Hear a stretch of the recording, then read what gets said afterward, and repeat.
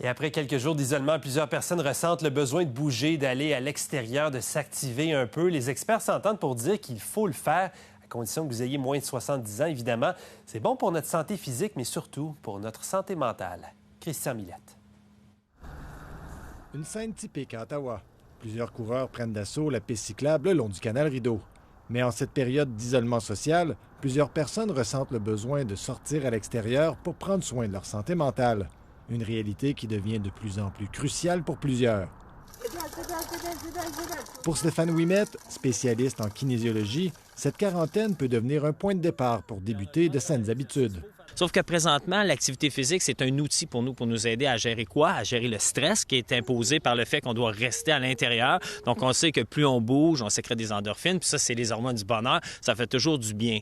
En même temps, c'est un bon temps pour changer nos habitudes. Donc, sortir à l'extérieur avec nos familles, prendre de bonnes habitudes en termes d'activité physique.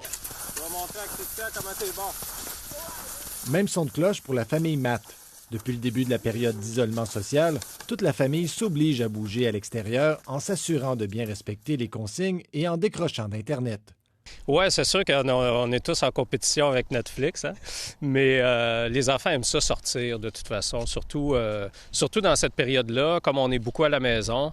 Quand ils vont à l'école, ils sortent, ils vont à l'école, sont avec les amis, tout ça. Là, ils ont besoin de sortir un petit peu. On essaie de le rentrer dans un horaire. Je pense que c'est une question de routine, c'est ça qu'il faut essayer de conserver avec la famille. Même les jeunes comprennent l'importance de bouger et certains veulent encourager leur génération. Je pense qu'ils pourraient aller prendre une marche puis ou aller faire du ski. Je pense que ça aiderait beaucoup d'aller faire du sport.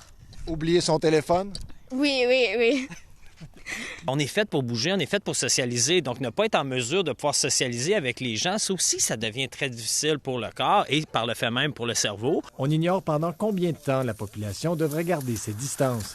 Mais plusieurs sont d'avis que bouger deviendra une nécessité pour garder une bonne santé physique et surtout une excellente santé mentale.